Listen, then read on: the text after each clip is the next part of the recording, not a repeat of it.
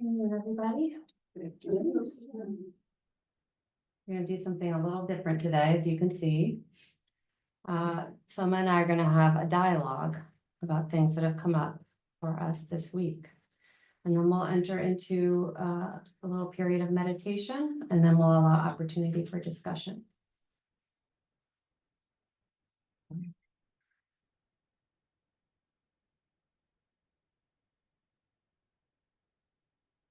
So we'll start with incense burning. You could change it to original sound just for those things. Incense burning, all space is filled with the fragrance. All good smell it from afar. Auspicious clouds gather everywhere. With utmost sincerity, all Buddhas appear. We pay homage and offer clouds of incense to the Bodhisattvas and the Mahasattvas. We pay homage and offer clouds of incense to the Bodhisattvas and the Mahasattvas. We pay homage and offer clouds of incense to the Bodhisattvas and the Mahasattvas.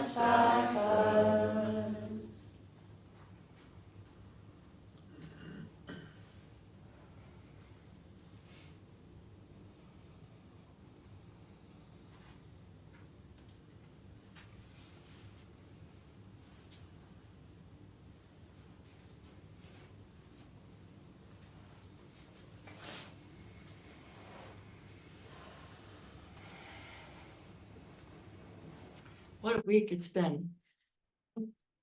Yes, it has. Every week it's been, what a week it's been. Mhm.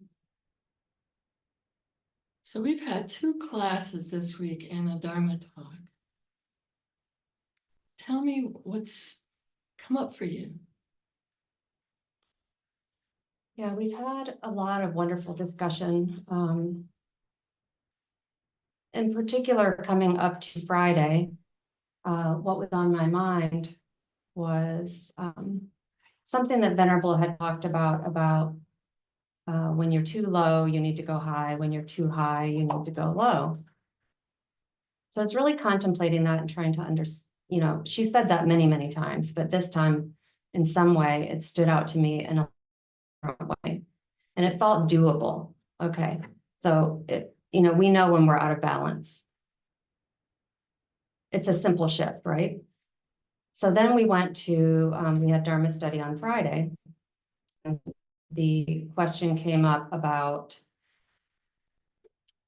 having feelings that were not desired, wanting to get rid of them. In this case, it was feelings of anger or hatred, not wanting to have those feelings, wanting to get rid of them. So something that has been coming up, in particular last night and this morning, is I feel like there's been a bit of a missing step for me in recognizing, so we have these thoughts and we have these feelings that we don't like. There's an automatic, for many of us, response with aversion, resistance, dislike, rejection. And then we end up tangled up in that experience. So we're, one, not really necessarily recognizing what's happening. And we're accepting that experience as me, myself, mine. So I remember Tara Brach, I think it was, wrote a book decades ago now, but it's called radical acceptance. But there's something about if we can just in that moment, when there's a feeling or a thought or an experience, it could be anxiety, it could be doubt, but just intentionally and completely accept it.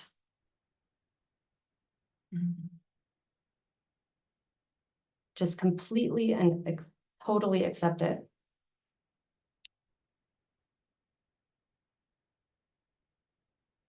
Understanding that, I wrote down a little something about this. Well,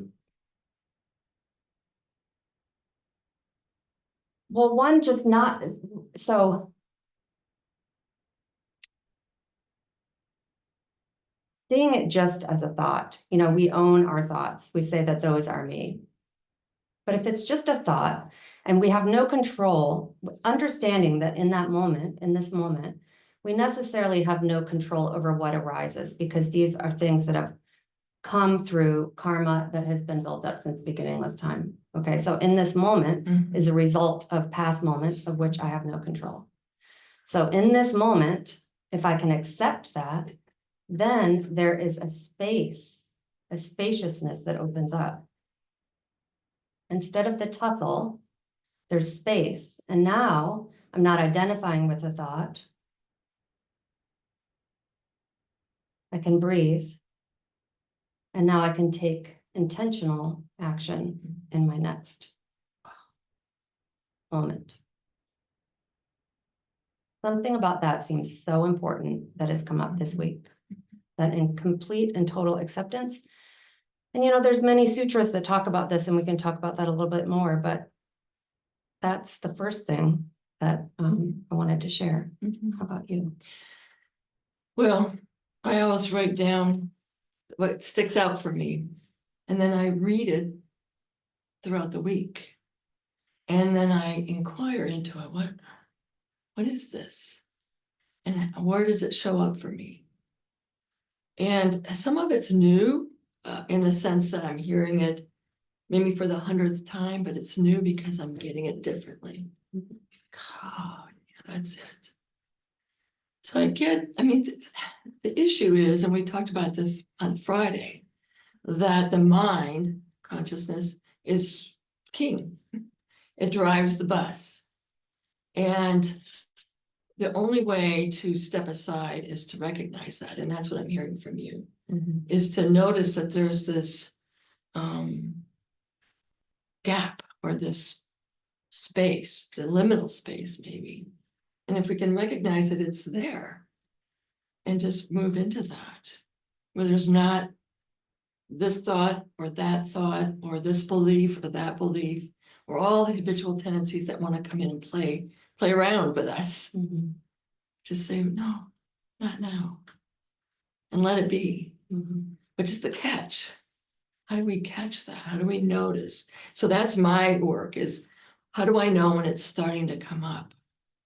What do I experience? And it's usually because habitual tendency has started. Oh, I think I need to do this. Oh, I think I need to do that. Oh, I should write. And then I'm off and running. When really being at that moment and allowing that just to sit for a minute. And we talked about that. I think the word for me came up as surrender. If we can catch it. So I'm wondering, this week, have you noticed moments that you've caught it?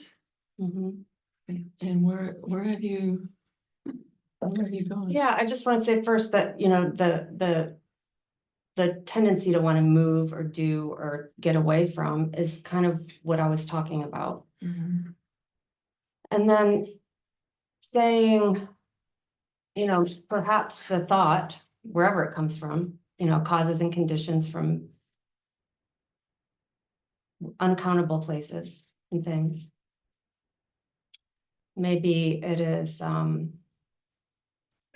that I am unreliable, for example, or I am, but then when you seize that or get away from it or double down on it, then that is creating and reaffirming and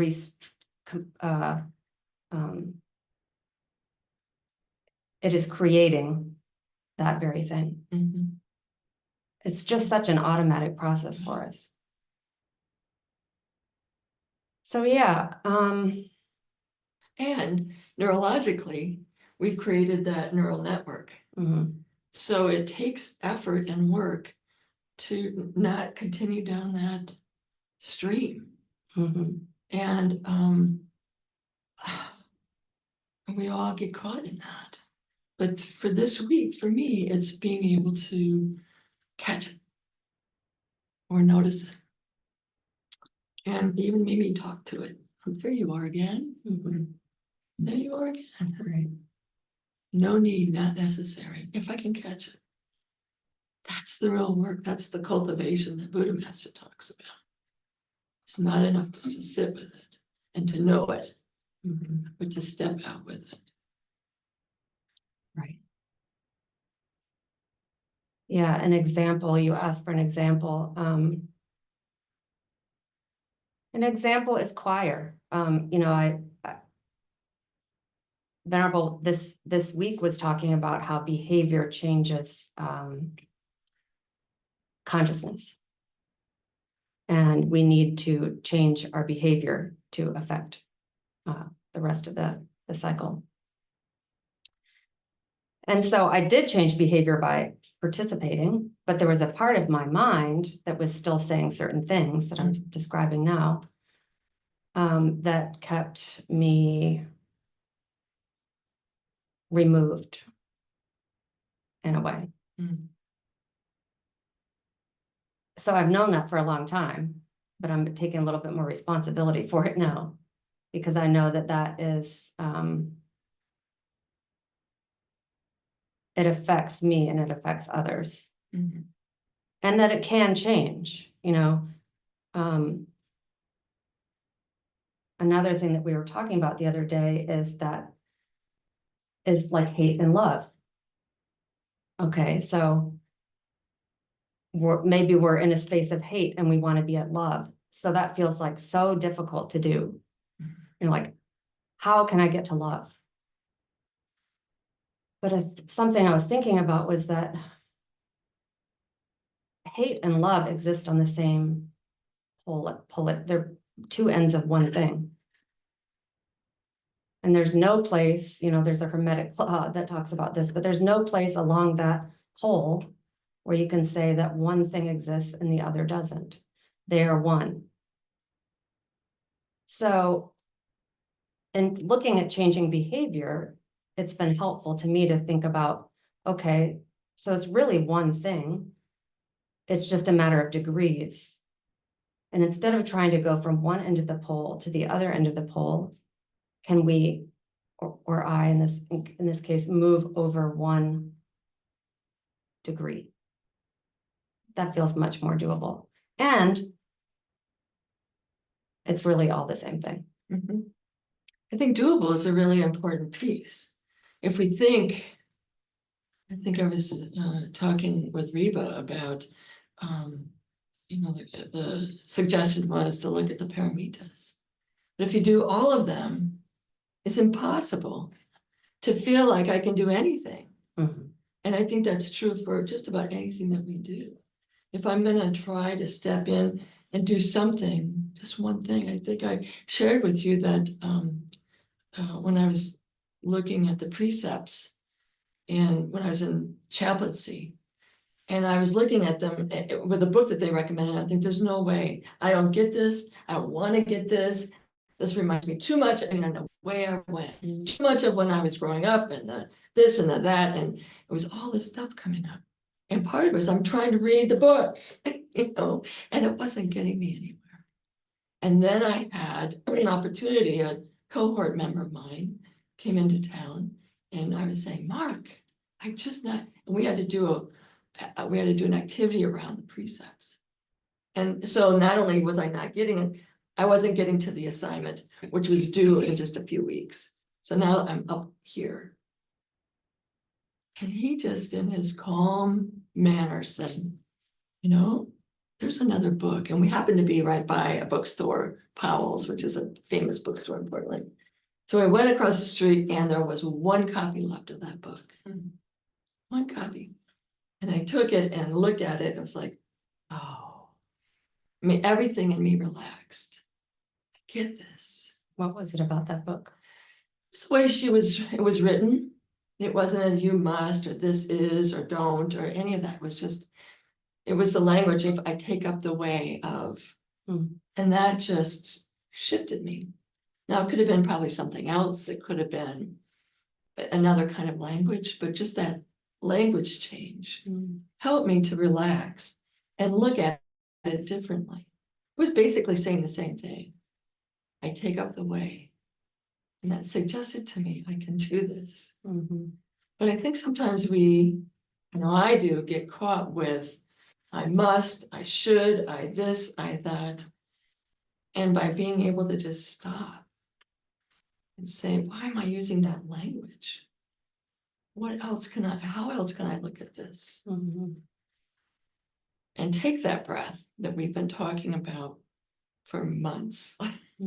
To be able to just allow that to relax and not bang ourselves up around it or carry on in a way that is not helpful to myself, to you, to the Sangha, to the community. To stop. And why are we in such a hurry? You know, I know I've shared this, but when I was in the school, I said one time I had all this paperwork to do, and I said, I don't want to be bothered unless there's blood. Well, that's definitely the wrong thing to say, because within minutes there was a knock on the door, and I opened the door and there's a boy with blood. Oh, no. And I thought, It's going back. so it was just, you know, it's like these things that we just, so we sat down, stopped the bleeding, and just sat there. Because I know something happened to get to that bloody nose. It didn't have to, but and there was. But to be able to slow it down. And to think, if you always do what you've always done, you'll always get what you always got. And do I want to keep getting what I've always got? And my answer is no. So then what? So where do I turn? I turn to the Dharma. I turn to my Sangha members. Just sit quiet. Yeah. Yeah, the way you're talking about the shift in perspective is so beneficial, and it kind of looks at that spectrum that we were just talking about a second ago. One thing that's been coming up is this idea of perfectionism. And when you think about like taking on, you know, as when you're trying to do something big, which we're trying to become Buddhas. There's a lot of requirements. And if you feel like you need to take them all up fully at the same time, it can feel paralyzing and constricting and dense. And so just looking at that, like you're saying, looking at that and accepting that there are tendencies that are causing this experience that I can accept. And then I can do things a little bit differently, behaviorally, to change what the current experience is. One of the suttas that came up when I was thinking about this stuff was effacement. In the Majjhima Nikaya, this idea of, you know, there's all the things, there's 44 things in this sutta on effacement that are being undertaken. And so if you do 44, you're in trouble right now, right? Where am I on the list? Right. So it's there are different ways to look at it.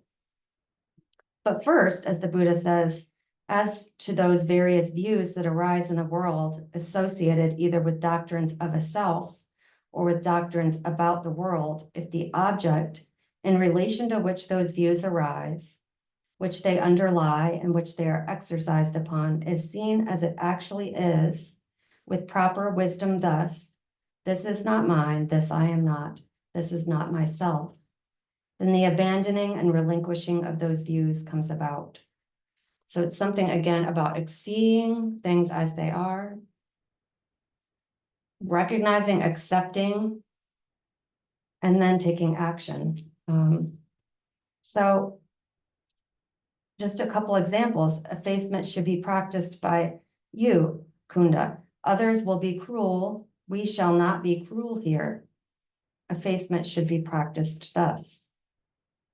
Others will kill living beings. We shall abstain from killing living beings here. Effacement should be practiced thus.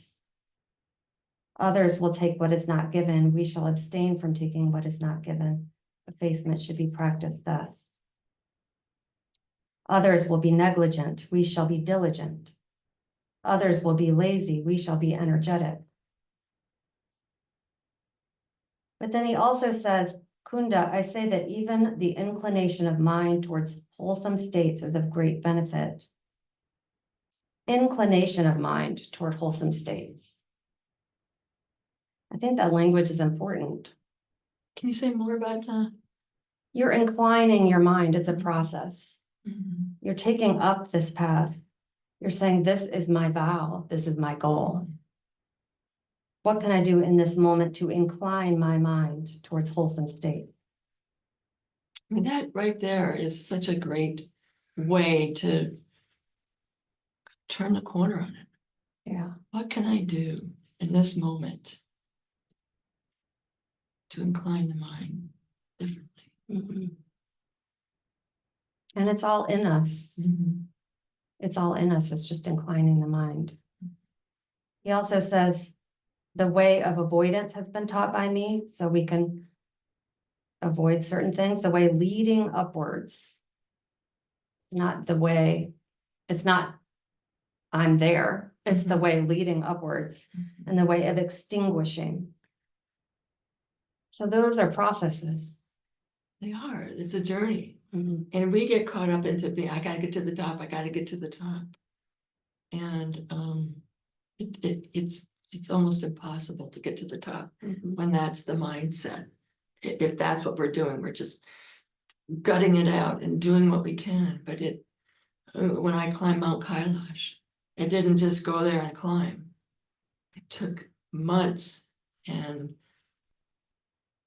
many journeys up various semi-mountains, and even going to Colorado to see how I did with the lack of air. Mhm.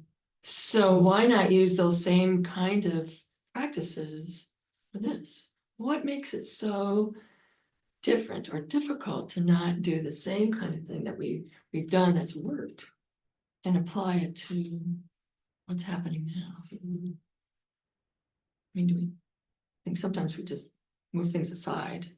Okay, I did that, now next. Yeah. As opposed to saying, what worked here? And will it work for me here? Right. Instead of trying to take on everything at once, which can be paralyzing, you're Mhm. saying, go deep, Yeah, not wide, go deep, not wide. go deep, not wide. Go deep, not wide. You know, you've said a couple times paralyzing. Mm. And so an image comes up in my mind about being paralyzed. Of course, the first image was a friend of mine that broke his neck and was paralyzed, had to have a breathing tube. The next thing that came to mind was I have a high probability of being scared.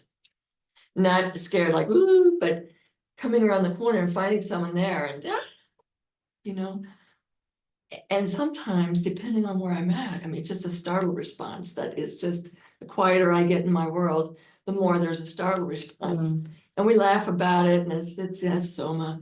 Mm. But there's a moment that there might be, especially under certain circumstances, that there's a frozenness or a paralyzing Mm. effect. Or when I'm about to have to do something that I'm unsure of or I'm unclear about. And then all the other thoughts that come through with that, the good enough, the I can't do it, or I don't know how to do it. I mean, all those, which may not and probably isn't true. But what comes in the way when something is facing you, that can be paralyzing. Making a meal that you've never made before. Jumping into a pool, it's 100 degrees, 100% humidity. And I had a friend that would still slowly get into that pool. It's like, for God's sake, just jump in. But it's hard. Those things, whatever it is hard. And what do we do then? When we find ourselves in that place, we didn't wake up soon enough to know I'm paralyzed. Yeah, that's where mindfulness is so important. And then also just the simple things like a breath, relaxing your body, and accepting the circumstances at the moment. And maybe not just one time. Over Do it again and do it again, even in that moment. Yeah. Okay, keep doing it because you're not there yet. You're not there yet. So I was looking, we've talked a lot recently about causes and effects. And my notes were, which is all things are a matter of causes and effect, actual action of a correlative response. You hit your hand on a rock, this is the cause. The hit will cause pain. The pain is the effect. The effect is the manifestation of retribution. And I sat with that this week. Cause and effect. Now, I didn't hit myself with a hammer or a rock, but thinking about where does that show up for me? The causes and effect. This is just is. That was the cause, this is the effect. And not to dismiss it, but to just notice it. And over and over, every day, causes and effect. Yeah, again, everything that led to this moment is boundless and unfathomable. But what we do in this moment, we have a choice in how we think, speak, and act. And our mind And tries know that it will have an effect. right. And our mind tries to tell us you don't have a choice. Yeah. This is the way to go. And so we have to pay attention to the fact that the mind is trying to choose for us.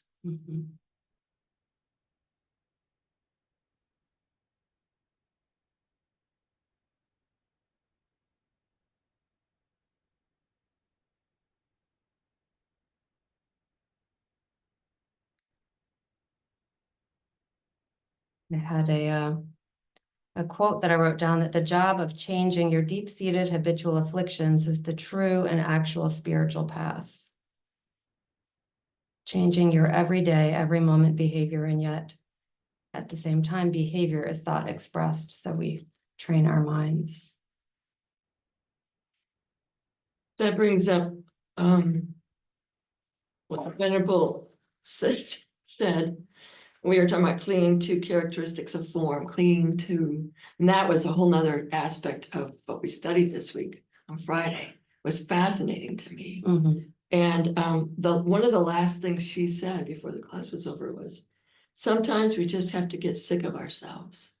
And I think that is so true because we are bound and determined to stay stuck in the behaviors and the thinking and the mindset, the fixed mindset. Sometimes we just have to say, I'm sick of this and I'm not going to do it anymore. And people do it all the time. They change, whether it's drinking or eating or, whatever it is, old patterns. And a lot of people just say, that's it, I'm done. Yeah, that's where seeing where you are seems incredibly important. And then also being clear about your aspiration and then your vows. Powerful medicine, for helping to propel. Yeah. And having faith in that. having faith, and as Nancy mentioned on Tuesday, grace. Having grace, and giving ourselves permission to not quite have it yet. I used to say that to the kids. I can't do this math, not yet. And to do that with ourselves. I'm going to keep stepping forward, keep looking forward, because I don't have it yet. I might have a corner of it or a line of it, but it's and I can feel it coming. And to recognize that, the miles that we've all come. I mean, it's palpable. But we tend to want to, sort of like the evaluation that we would get in our jobs. 100 things that we evaluated on, 99 were great, and there was one thing that needs improvement. Right? That's what you think about. Yeah. And carry with you. So the one thing, okay, I did this, and now I get to work on this. That's what I'm here for.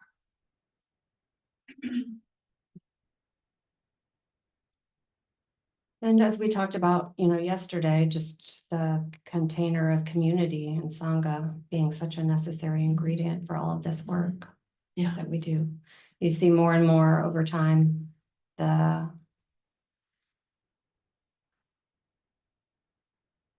we say the triple gem and that we honor the triple gem, but you really start to learn more and more what that means as you go along.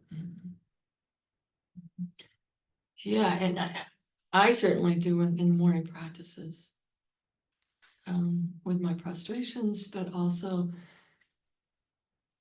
Buddha, the Dharma, the Sangha, the Buddha, the Dharma, the Sangha, and not just whipping it out, but just the Buddha, the Dharma, the Sangha. What does that really mean? Yeah, return and rely. Return and rely.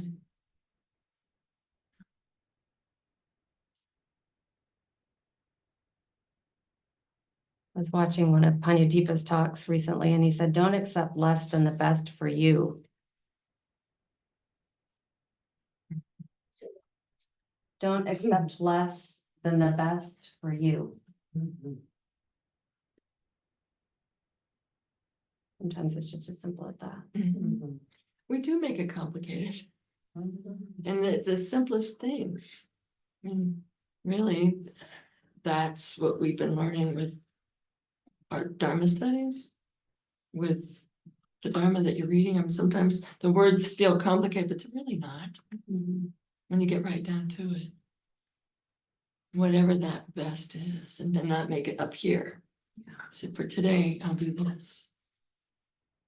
And then be with that throughout the day. And that's where reflection is so critical, and not at the end of the day. Yeah, aspiration and intention clear, one. And then how did I do? Yeah. What is the best for me? Because if you take one, and that was the thing about with the precepts that my teacher, my Roshi teacher said when I'm like struggling with these, and he said, take one.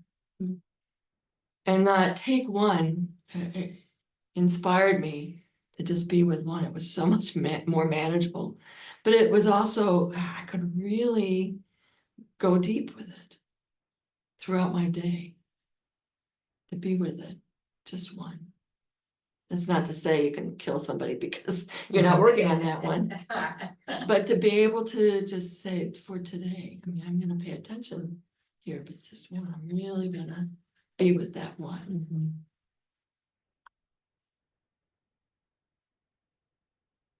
Yeah, we're talking about several phases of the process, and we in our Dharma study we've been talking about dependent origination, and Venerable points us to the 6 sets of 6 as kind of a shortcut for that.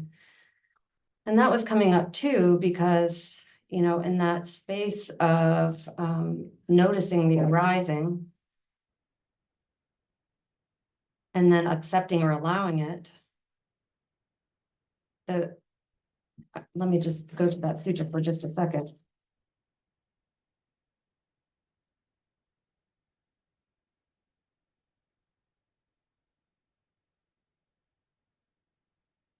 So we'll go to feeling. Dependent on the I informs, I consciousness arises. The meeting of the three is contact. The contact is as condition. There is feeling. Dependent on the ear and sounds, ear consciousness arises. The meeting of the three is contact. With contact as condition, there is feeling. Again, with nose and odors, contact, feeling, tongue, contact, feeling. And then there's craving, and she talks to us about cutting at feeling and craving. Mm. But I'm kind of understanding that a little differently with just seeing and allowing it to be there without acting on it as me. Instead of cutting it, because that just feels like a tussle. Once again, you're in a tussle. So like seeing it in that space, like we talked about with the effacement of not me, not mine, but no tussle. That's the letting go and relinquishment. That's the breaking of that cycle. And it really is about getting to know what is gonna work for me. Mhm, It could be a sutta. mhm. It could be a word that's, just one, Yeah. just one. But it's finding that, otherwise we can excuse it out. Mhm. Well, it's too much, or it's this, or it's that, but if you really want the change. Yeah. What is that one thing that you can handle? One thing, if you really want it. Yeah. You gotta really want it. Sometimes you just have to get sick of ourselves. And say, I'm not gonna keep doing this. I'm not gonna keep barking up that tree. Because nothing's coming down from that tree, no Mhm. matter how hard I bark, no matter how far up I think I can get up that tree, even though I don't climb trees. I'm still gonna try it. To what end? Yeah, holding on to something when really its nature is to just move on, Yeah. to fall away. Holding on to it is where we get stuck. Yeah. And can we say no need, Mhm. not necessary? Yeah.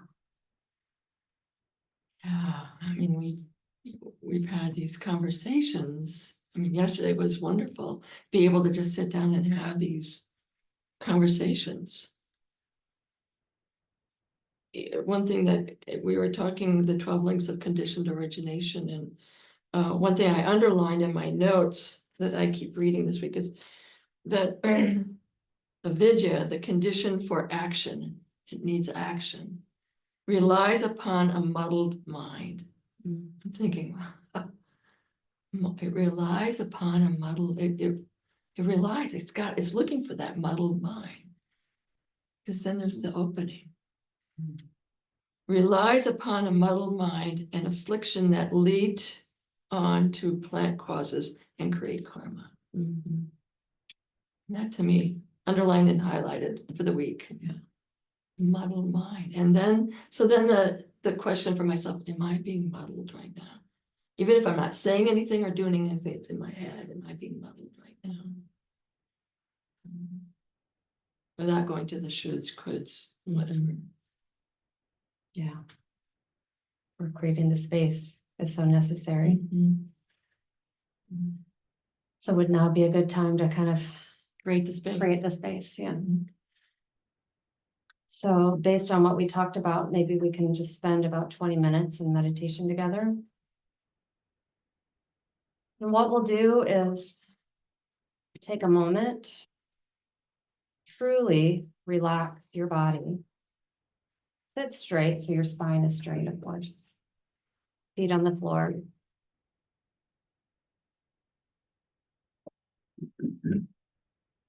Take a deep breath. And go through your body, relaxing each part intentionally. Noticing the tension or constriction, deliberately relaxing it.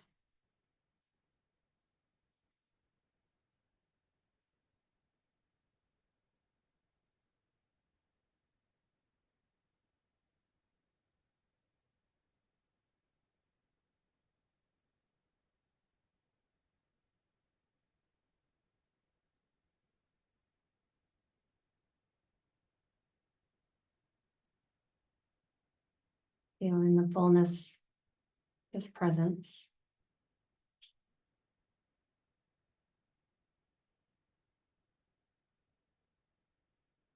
Our intention for this period of time is to just observe without any conditions.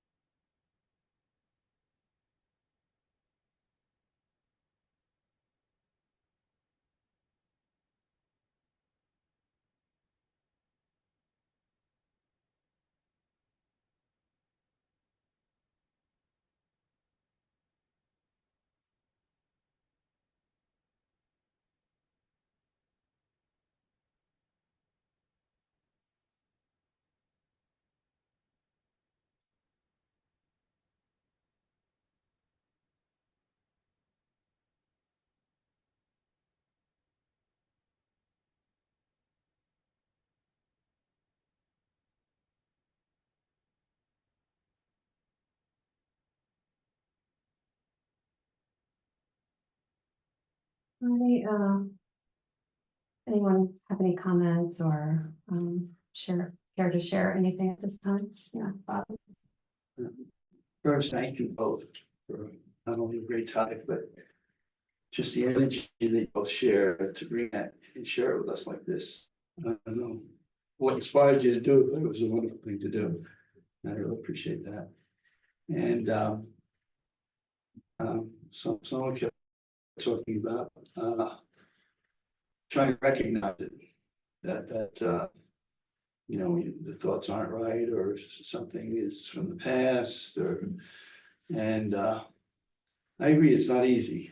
And it's taken me all these years to spot things that I should have spotted decades ago. And it's just an example before I tell you one of my solutions is like innocently, you know, I don't have to do that. Oh, the hell with it. And I was thinking, wait, harsh words. I have to watch that, you know. And instead, I should just phrase it like I just don't want to do that. Or I'd find myself even saying something that my father would say. And say, I know that's what he would say. I would never say that, but it just blurps out, you know. So those are obvious things. But the less obvious things, one way to recognize it, which is what you're asking for, I think is something that Deepak Chopra said that stayed with me ever since I heard it. Years ago, I heard it. He said that we're connected to the universe, quantum physics and all that stuff. We're all in the same soup.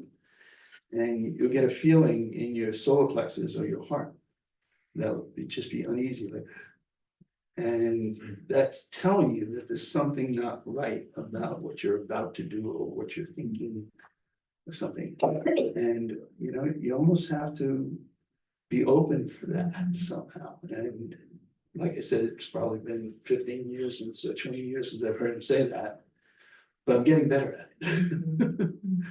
So it's a conscious effort to stop yourself and just whatever, take that quiet moment to redirect or whatever. So Thank you. yeah.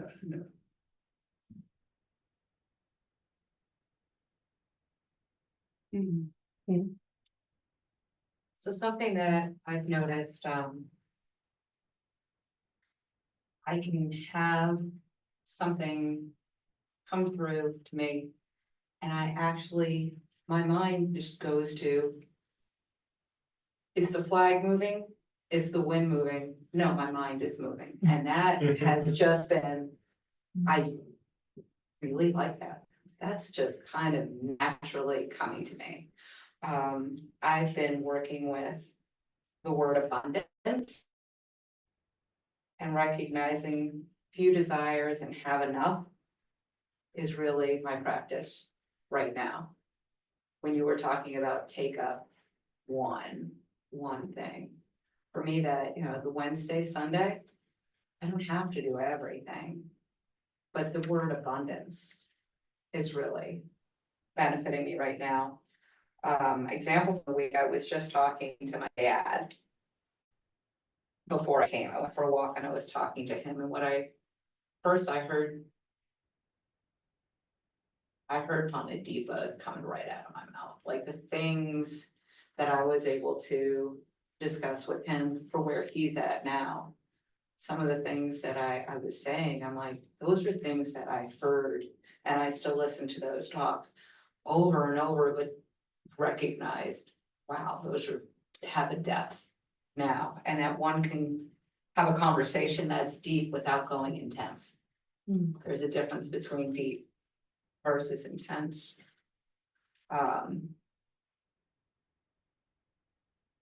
Yeah, I think that was good. And when I was talking to my dad about his relationship with his father-in-law and his wife, and there's always this heightened energy that comes from him.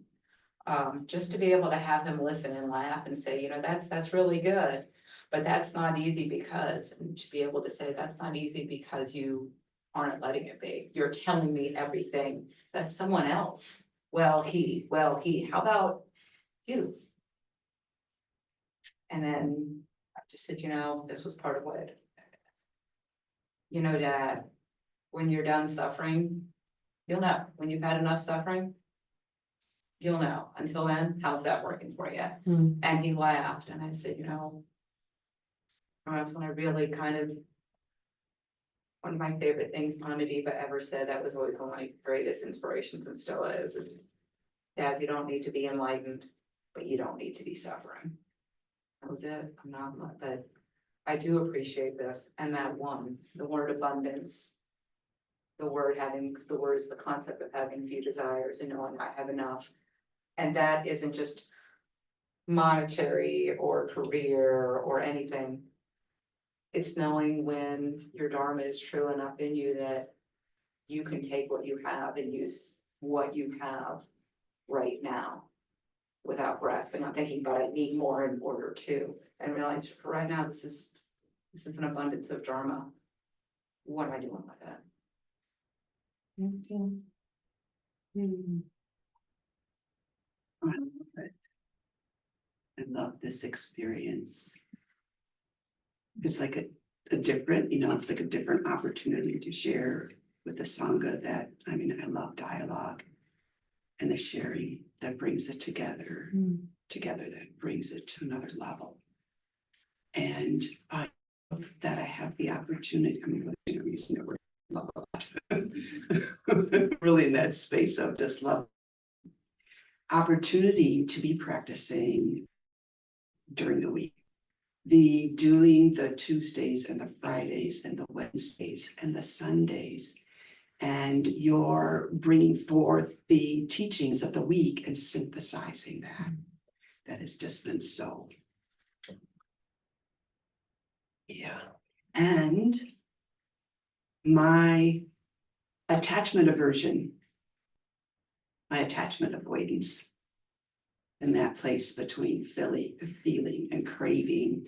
And there's this energy of avoiding those, just like avoiding desire, avoiding aversion. And that was just like this week. Just no.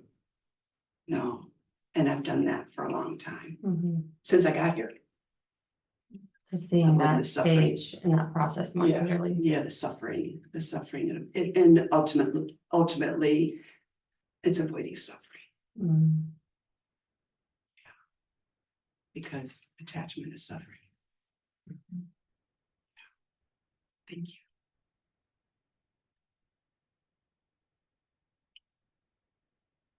you. Yeah, hey David. Well, this morning I put this paper in my pocket and you guys started talking about it. So I Oh, nice. share it with you. It's on trusting yourself.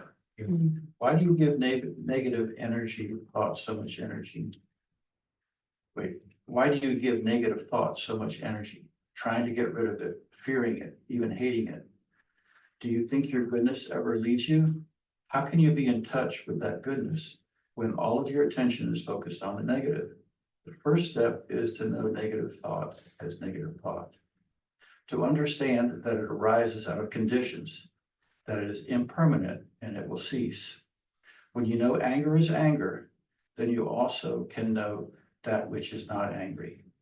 That which recognizes anger as anger and allows it some spaciousness, right there is kindness. The next step is to recognize kindness as kindness. You've got to recognize it right there with the anger, not separate from it. Where there is confusion, that which sees the arising of confusion is clarity. The clarity isn't somewhere else. It's right there with the confusion. Where there is fear, it is love which knows fear and is able to not to become entangled with it, not to express it into the world.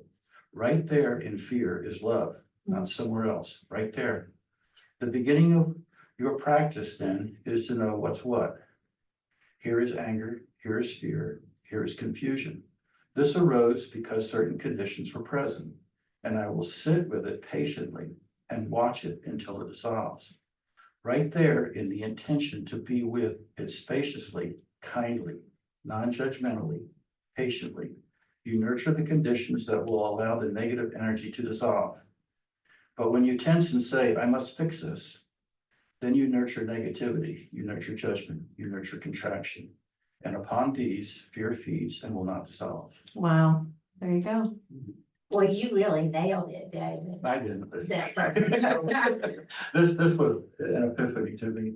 Yeah, that's It came my way a few years ago, and I go, oh my goodness. I know, that's Well, wonderful. where this came from, you guys know, John Orr, Mhm. and John has been doing, retreats and whatnot with Barbara Brodsky Mhm. up in, Ann Arbor, Michigan. And this came from Barbara, her, through Aaron delivered it to Barbara, an entity that speaks through Barbara. Thank you. That's the how, that's the how. This is a blueprint. And we fail sometimes. We get with a what, oh, that's good, I like that. But we don't get to the how, and each of us is individual in the how. But it's the how that really gets us moving down the road to that freedom. Would I be able to make copies? I feel like some people want it. Yeah. Yeah, okay, thank you. It spoke to what you were saying with the pole, the opposite ends of the pole. Yeah, I mean, love couldn't exist without its opposite, we wouldn't know what it was. Not everything needs to look like a polarization or a this or that. There can be both this and that, or no this or that, and simply also. But, yeah, again, just like holding on is creating something, but if we just let the natural course be followed, it will arise and cease, because that is its nature. Thank you. Started something new, or I've just started staring. Oh, staring, like at my blank door. And just really observing my thoughts, doing that this week. And I noticed how there is like this super repetitive cycle of like destructive thoughts, wanting to kill the last thing that came up, like constantly, like not wanting itself to exist.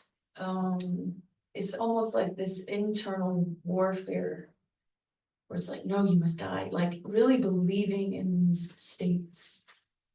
And so I noticed how much of my life, how much of my effort, all the goodness that I've attempted to do is to try to make up for the bad that I perceive within me. And then, all the highs that I've shot for is because of the lows. And so it's been this constant like thing. And it doesn't matter if you move to a monastery or not. It's still there. And so external conditions really don't change anything. But it's, Venerable said, you can't force yourself to change. You have to see the nature of reality. And something about that has been so potent for me in my practice, because we really have to stop and look at our minds. And so, it's helpful when you just stare off like a blank wall.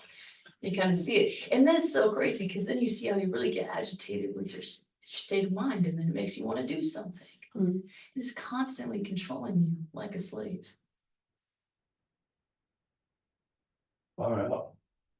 That was heavy. It was really good. It is a process. It's like that's the practice. That is the practice. It's constantly chattering. It's constantly feeling insecure or guilty, or all these past things that we all harbor somehow. But what you do, you're making it clear. And I admit to it too, where it's just like, why did I do that? Why am I doing this? Why am I thinking those thoughts? And the practice is to just let things be and see them and accept them as they are, you know, that word acceptance just keeps coming in. You know, it's such a huge part of it, the suchness of things. I've noticed a lot of people, that's why I keep coming here. A lot of people that don't come here have a lot of anger. And when they put anger on me for no reason, you know, I've been getting really good at deflecting it. And just letting it go and letting them be angry. And let them end the relationship. Let them, you know, they come in and they're trying to punch anything that's near them. They punch me and they keep going. And I feel like Tanya Deeper, I just sit there and do nothing. I used to, when you said, what do you do in situations? Honestly, I've said this before years ago in the group here. I would think to myself, what would Tanya Deeper do? As much as I love Panyawadi and everything, he somehow had that, he symbolized for me that quiet strength, you know, and my answer was always, he'd do nothing. And I'm still trying to do that. Learn how to do that. And even when he would say something, he would always wait and think before he would say it, you know. I'm still trying to do it. I don't mean to make light of it all, but it's true, you know, it's true. There's that awareness that you have to have of what's going on, that's, and not react the way our past reactions told us to or something. I think that's the whole topic here, that have that space.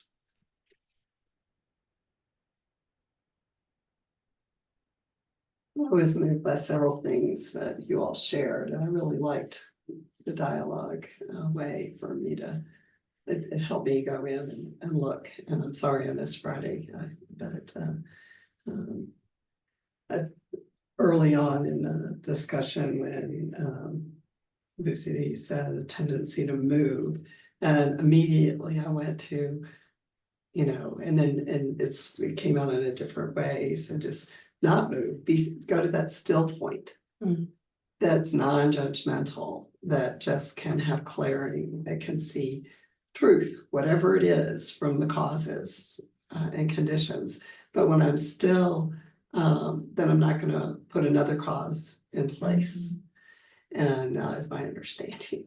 And there are things that just happen that aren't welcome necessarily and in life, and but it's still true, it's still happening. And how I hold it as there you are, you know, and not have an attachment or an aversion to it, but what will be a benefit now. And I was reminded of that saying that if you pray for patience, God will give you something to be practiced being patient. And so it's like, and we already have it.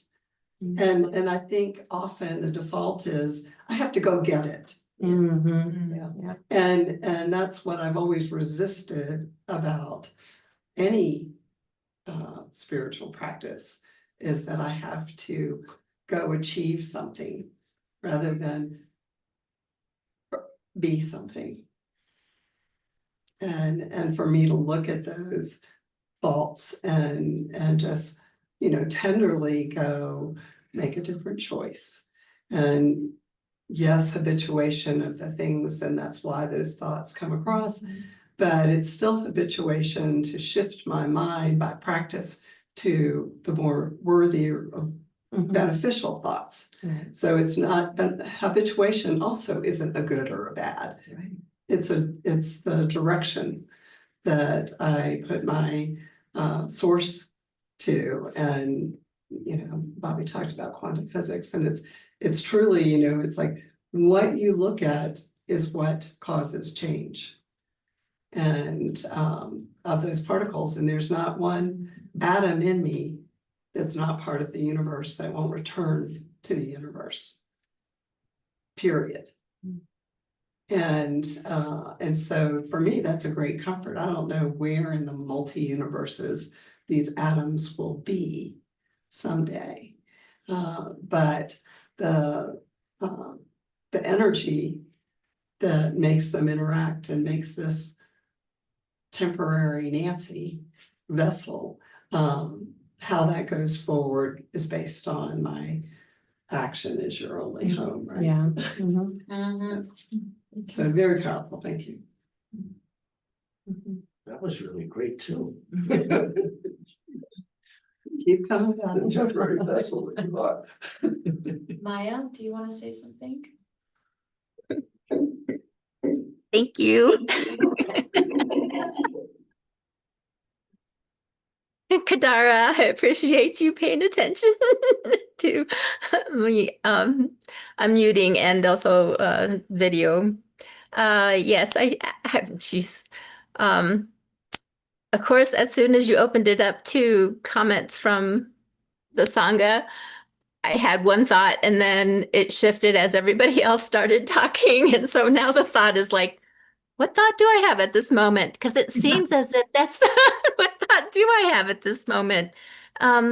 Because there is a movement that occurs as we are together, and as you have brought up much of what we've been covering, whether it's in the Dharma class or whether it's outside of the Dharma class, is stirred up again. So it's good to sort of sift through it all and hear at this point in time where people are in the Sangha, and also how we revisit a lot of what we've thought we were through with, but has come back up again.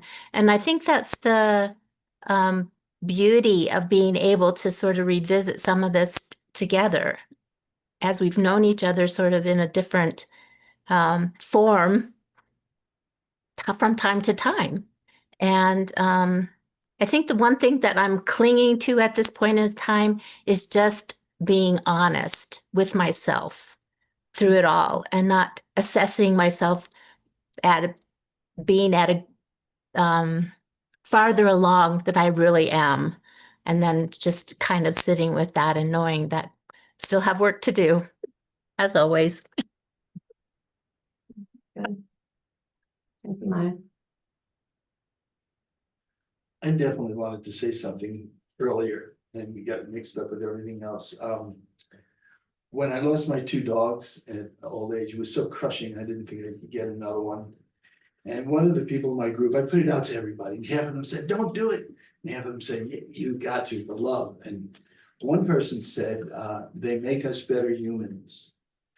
And I got Angelina, who's a little Chihuahua mix, terrier mix. And at 4 months old, she was so frightened when she came home with me. And I realized I had in my hands this little angel, an empty vessel, wanting to discover the world. And so I've had her now, she's 1.5 years old. And I've realized that she's still an angel. And everything she does is good. And I'll walk by and there'll be like something chewed up over there. And my instinct from when I was 20 years old is like, why did you do that? And I am in control. I'm saying the angel was trying to give me some torn up paper, and I see it in such a beautiful light that I've bathed her in happiness and acceptance of the angel that she is. And if you could do that for every being, you'd be. Right. So the key Yeah. word is purity. Right. I have in my household this little vessel of purity that I've recognized since she came around, and she's enjoying discovering the world and I'm enjoying it with her. And really that's what our lives should be, I think. Right? You know? Could be. You've shown you know how to do that, to look at another being with that kind of eye. And we're all working at that as best we can. And I would say we're all doing a pretty good job. This is just a great group of people, and you two both know how I feel about each one of you. I really thank you for this interaction. It was special. Yeah. Thank you. Yeah, Brian. Near the end, and I didn't get the full comment that came through, the condition of action relies upon the muddled mind, did I capture that correctly? Mhm. Yeah. And then what followed after that? Let's see, where did I see that? Because, my concreted mind is action follows from decision, not muddle. And I liked this one a lot, so I really wanted to capture it properly. Get openness. You can, we can do some other later. I don't want to disrupt. Now I can't find it. You Oh, know, here it is. avidya It's a vidya, the condition for action relies upon a muddled mind and affliction that lead on to planned causes and create karma. Relies upon a Would that muddled be mind delusion? and affliction that lead on to planned causes and create karma. Would that be delusion? We're gonna get a copy of that after we. Yeah, it's from what we studied on Friday. And that's the thing, that we are being given. I mean, we are here. We have this great opportunity in this life, and we have the teachings. And to grasp hold of things that stand out and be with them and keep remembering them is what will move us forward. Shift the dynamic. Should we play that song? Oh, yeah, I was gonna play one song real quick and then we can close. Called Just an Illusion. Oh, could you just put it on original sound?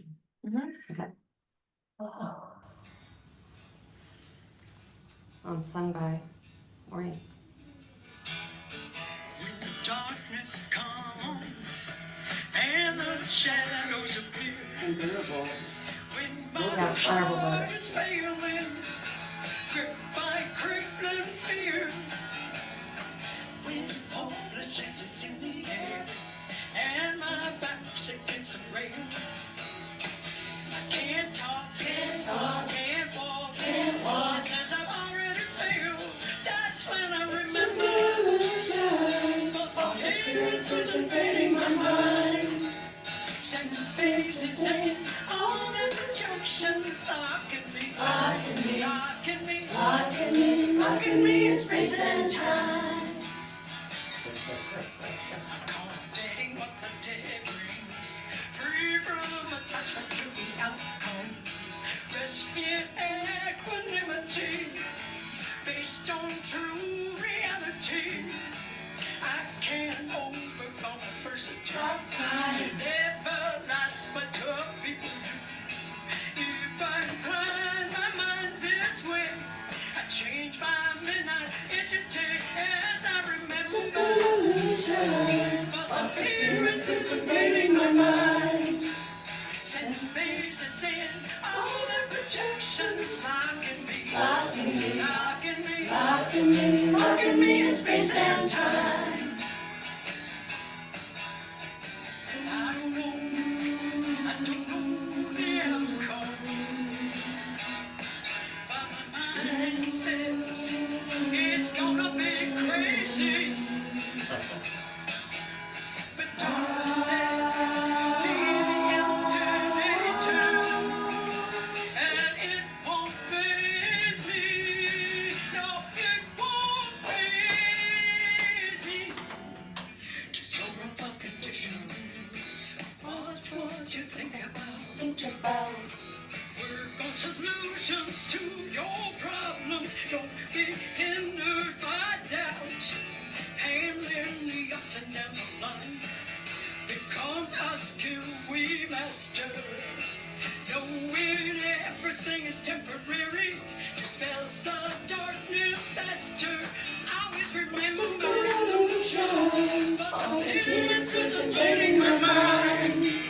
Since space is in all the projections locking me in space and time. It's just an illusion, false appearances invading my mind. Since space faces in all their projections, locking me in space and time. Is that, what's his name, Maureen? Is That's that- Maureen singing lyrics that Venerable Venerable wrote. wrote. Yeah, that's great. Recognize the voice. Was that Teo saying wow? No, that was Jamie's Jimmy's little daughter. daughter. Alright, guys. We dedicate the merit from our conversation, discussion, study, practice to all beings in the Dharma sphere. May all beings encounter the true Dharma that frees them from attachment to the outcomes and attachment to adversity and all the things that we are seeing more and more clearly are false.